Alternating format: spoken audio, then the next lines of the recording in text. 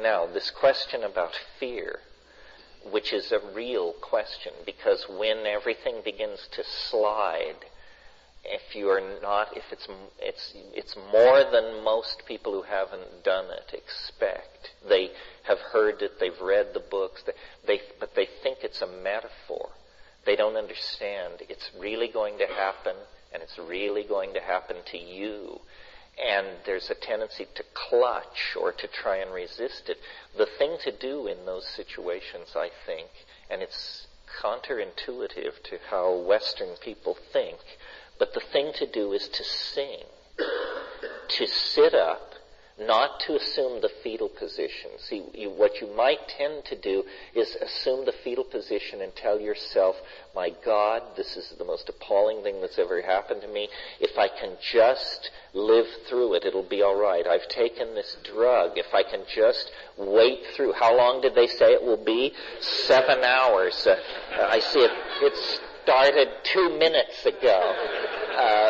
If I can just... No, the thing to do is to sit up and to sing. And why? Well, being practical people, to oxygenate your brain, to move this thing that's happened to you, though it may have one claw in heaven, its roots are in your neurophysiology and in the chemistry of the drug. You want to move your physiology around. So oxygenating your brain can't fail to do this. So you sing, and this almost always is accompanied by a sense of power, control, equilibrium, and so forth and so on. Not always. I mean, let's face it, you're a product of a nutty society, and there are unexamined crevices and uncleaned out drain traps in all of us, and you're going to encounter that stuff. The good news is the earlier psychedelic trips tend to deal with that. If you will quickly discover taking psychedelics that either you can work through your personal issues and become a psychedelic explorer, or this is just stronger medicine than you are up for, and you would be far better to go back to psychoanalysis or whatever works for you. Some people just can't take it.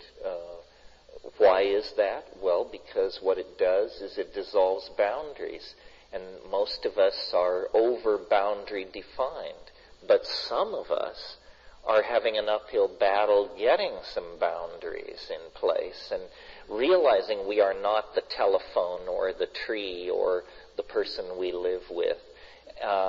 And so for those people who are having trouble establishing and maintaining boundaries, this is the last thing on earth they should get involved. Cannabis. Cannabis. Cannabis. Yeah. When you're in the state that you're experiencing the total loss of ego or boundary, is it possible that your physical self could just literally stop? Because I have...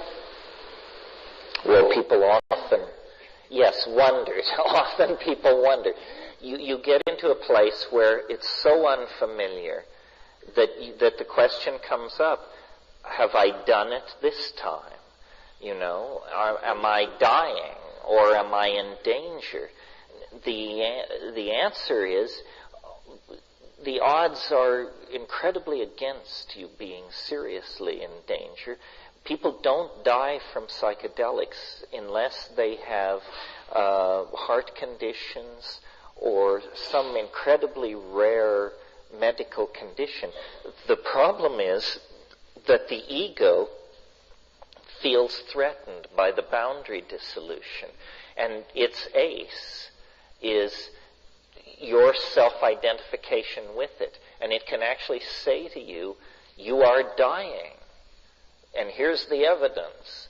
And you have to say, no, it's unlikely, and sing your way through it. But this is really tough. I mean, this is, the Buddhists talk about slaying the ego. This is slaying the ego for real. You must slay it, otherwise it will spread panic into your whole psychological system, will give way to panic and hysteria.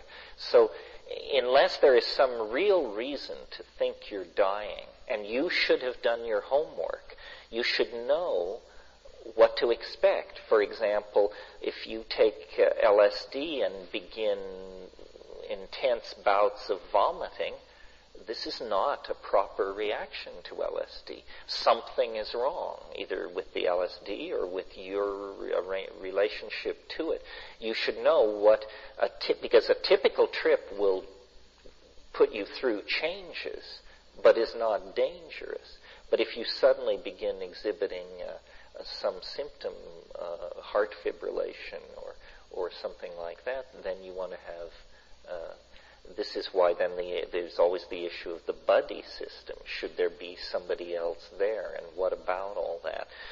My position is, if you're anxious, then you should have a sitter.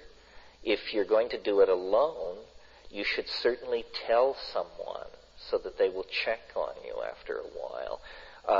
I don't like doing it in groups or with sitters because inevitably I get spun into them.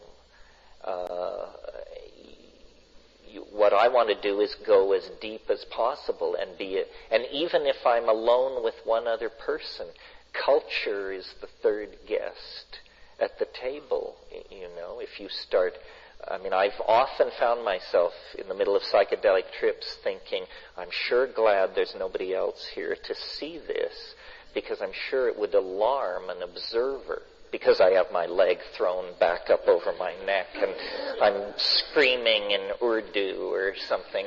But it's okay. After a few minutes, it's okay. But if there were an observer, they would feel the need to do something, And often, like I've seen people smoking DMT, and people moan, and they say, no, no, no. And they moan, and so then, you get them back together and constituted, and you say, how was it? And they say, it was fantastic.